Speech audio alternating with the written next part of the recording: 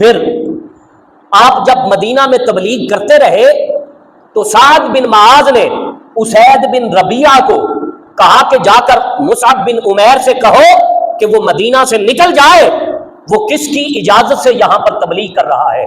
اسید بن ربیعہ بڑے جلال کے ساتھ اور تلوار ہاتھ میں پکڑے ہوئے حضرت مصعب بن عمیر کے پاس پہنچے اور پہنچ کر کہنے لگے کہ تم کس کی اجازت سے یہاں پر تبلیغ کر رہے ہو؟ نکل جاؤ مدینہ سے، ہم تمہیں یہاں پر تبلیغ نہیں کرنے دیں گے۔ تو حضرت مصعب بن عمیر نے کہا کہ اسید بن ربیعہ غصہ کیوں کرتے ہو؟ آرام سے تسلی سے میری بات سنو۔ یہ کس نوجوان کو اسید بن ربیعہ کہہ رہے تھے کہ یہاں سے نکل جاؤ؟ اس جوان کو کہ جو کسی وقت میں لاکھوں کروڑوں کا مالک تھا۔ لیکن حضرت مصعب بن عمیر نے اپنے ماتھے پر کوئی شکم نہ آنے دیا۔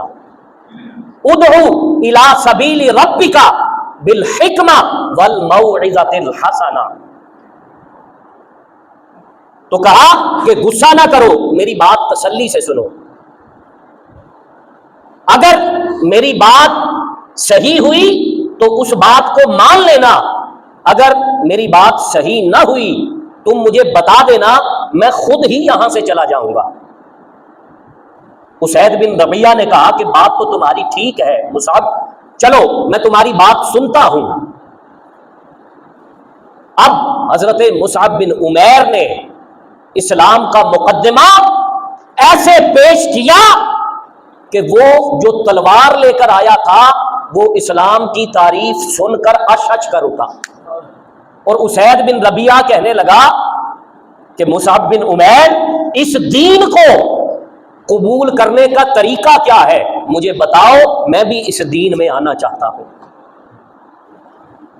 دین کی تبلیغ اور دین کی تبلیغ کا طریقہ کار اگر کسی نے سیکھنا ہو تو حضور کے صحابہ سے سیکھو۔ آج ہمارا حال کیا ہے؟ وہ صحابہ تھے کہ جن سے ملنے والے دین سے نفرت بھی کرتے تھے تو ان کو دیکھ کر انہیں دین سے پیار ہو جاتا تھا۔ آج ہماری حالت یہ ہے کہ ہم اپنی زبان سے، اپنے عمل سے، اپنے کردار سے لوگوں کو دین کے قریب لانے کے بجائے دین سے دور کرتے جا رہے ہیں۔ صحابہ کرام کے بعد اولیاء اللہ، ان کا طریقہ بھی یہی رہا۔ یہ جو ملتان میں بزرگ بیٹھے ہیں، حضرت بہاؤالدین زکریا ملتانی، ان کے جو شیخ تھے، انہوں نے جب ان کو ملتان کی طرف بھیجا تو انہیں ایک نصیحت کر کے بھیجی، کیونکہ یہ سارا ہندوؤں کا علاقہ تھا، تو کہا کہ مہربانی کرنا کسی کو بھی اپنی زبان سے تبلیغ نہ کرنا، نہ ان کو اسلام کی دعوت دینا، نہ قرآن کی کوئی آیت سنانا، نہ حدیث سنانا، مہربانی کرنا چپ رہنا۔ پھر ان ہستیوں نے دین پھیلایا کیسے؟ اپنے عمل سے، اپنے کردار سے۔ کھیتی باڑی کرتے تھے تو کھیتی باڑی میں جو بات کرتے مضبوط کرتے، جس کو سودا بیچتے اچھا بیچتے، جس کے ساتھ وعدہ کرتے پورا کرتے۔ تو لوگوں نے آپ کا عمل اور کردار دیکھ کر کہا کہ آپ نے یہ ساری چیزیں کہاں سے سیکھی ہیں؟ تو پھر انہوں نے بتایا کہ میں نے یہ چیزیں اسلام سے سیکھی۔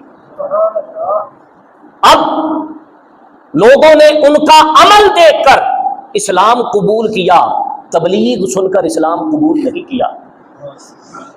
ادھر صحابہ کی ہستی ہے کہ حضرت مصعب بن عمیر رضی اللہ تعالی عنہ اسید بن ربیعہ کو اسلام قبول کروایا۔ اسید بن ربیعہ نے کہا کہ اب میں سعد بن معاذ کو بھیجتا ہوں، اور انہوں نے اگر اسلام قبول کر لیا تو ان کا پورا قبیلہ بھی اسلام قبول کر لے گا۔ اب سعد بن معاذ کو ڈبل غصہ تھا۔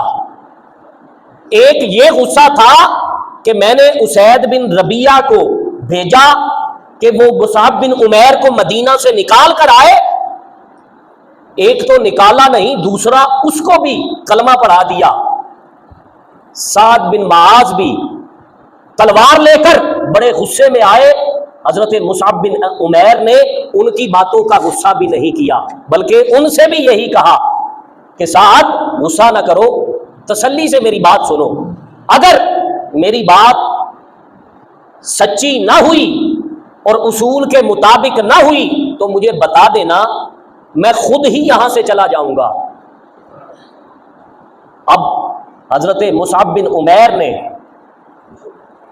تبلیغ کے وہ طریقے جو ایک مبلغ کو آنے چاہیے، آپ یہ سارے طریقے حضور علیہ الصلوۃ والسلام سے سیکھ چکے تھے، آپ نے اس طریقے سے اسلام پیش کیا کہ سعد بن معاذ بھی اسلام قبول کیے بغیر نہ رہ سکے۔